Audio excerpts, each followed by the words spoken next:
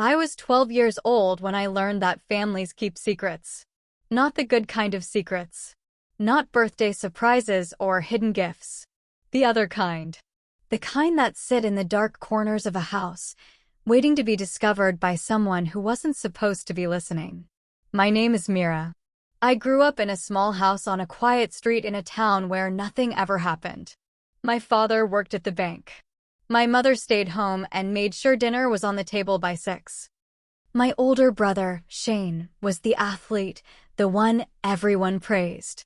I was the quiet one. The one who read books in her room and tried not to cause trouble. From the outside, we looked like any other family. Normal. Happy. Safe. But I had started to notice things. Small things at first. The way my mother's smile faded when she thought no one was looking. The way my father stayed late at work more and more often. The whispered conversations that stopped the moment I walked into a room. I told myself I was imagining things. 12-year-olds have active imaginations. That's what I believed. Until that night. It was a Thursday in March. Cold outside, the kind of damp cold that seeps through windows and settles in your bones. I had gone to bed early, or at least I was supposed to. But I couldn't sleep. Something was pulling at me, keeping me awake. Then I heard it. Voices from the kitchen. Not the normal evening conversation. Something else. Something tense. I crept out of bed and down the hallway. The house was dark except for the light under the kitchen door. I pressed myself against the wall and listened. I can't do this anymore. That was my mother's voice. She was crying. I could hear it in the way her words trembled. Lower your voice. My father. Harsh. Urgent. She'll hear you. She's asleep. She's always asleep. That's the only peace in this house. My mother's voice broke. I can't keep pretending everything is fine. Then what do you want me to do? My father's voice was sharp. Walk away? Leave everything behind. Maybe that would be better than this. Better than lying to everyone. Better than lying to her. I stood frozen in the hallway, my heart pounding so loud I was sure they would hear it. Lying to me? What were they lying about? What was so terrible that it had to be hidden? I'm not going to have this conversation again. My father's chair scraped against the floor. I'm going to bed. You should too. I'm not done talking. Well, I am. Footsteps. Coming toward the door. I ran. Silently, desperately, I ran back to my room, slipped under the covers, and squeezed my eyes shut. A second later, I heard my father's footsteps in the hallway. Then the creak of his bedroom door. I lay there for hours, staring at the ceiling, replaying every word in my head. They were lying to me. About what? What secret was so big it made my mother cry and my father walk away? I didn't sleep that night. And when morning came, I pretended everything was normal. I went to school. I did my homework.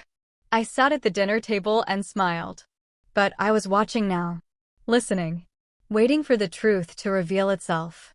Weeks passed. Spring turned into summer.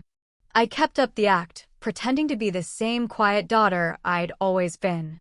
But inside, I was paying attention to everything. The whispered phone calls my mother took in the backyard. The way my father flinched whenever someone mentioned money. The tension that filled the house like smoke, invisible but impossible to ignore. I started checking things. Nothing dramatic, just small observations. My father's pay stubs left on the desk. The bank statements my mother thought she'd hidden. The name on an envelope that didn't match anyone I knew. That name was the first crack. Harper Financial Services. Not a person. A company. But the letters were typed, not printed, and the return address was in a city 3 hours away. I memorized it. I didn't know why, but I knew it mattered. Then came the second night. It was a Saturday in June. Hot and sticky, the kind of night that makes it hard to breathe. I was in my room, reading, when I heard the front door open. My father, home late again. But this time, he wasn't alone. I heard another voice. A man's voice. Low, serious, unfamiliar. They went into the kitchen. The door closed. I crept to my usual spot in the hallway and listened. "You're running out of time." The stranger's voice was calm, but there was an edge to it. "The payment is due next week. If you don't have it, they'll take the house."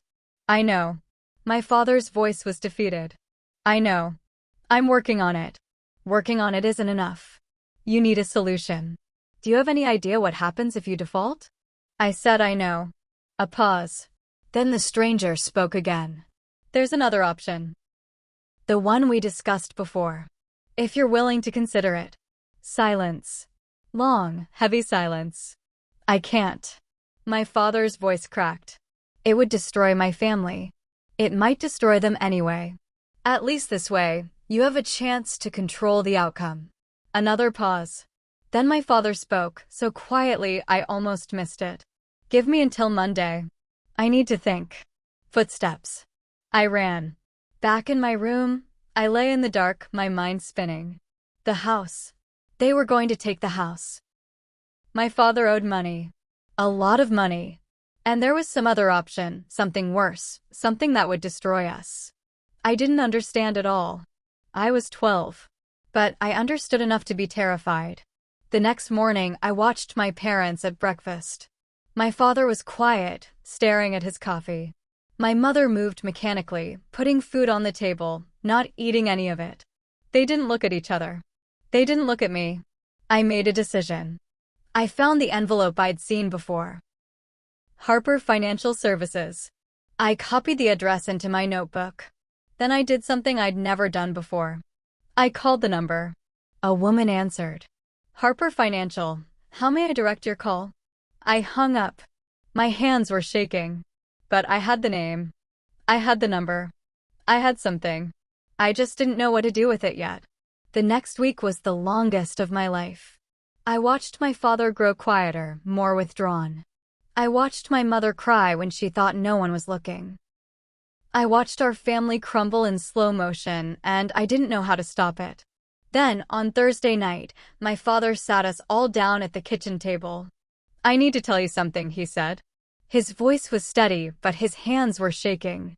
"Something I should have told you a long time ago." My mother reached for his hand.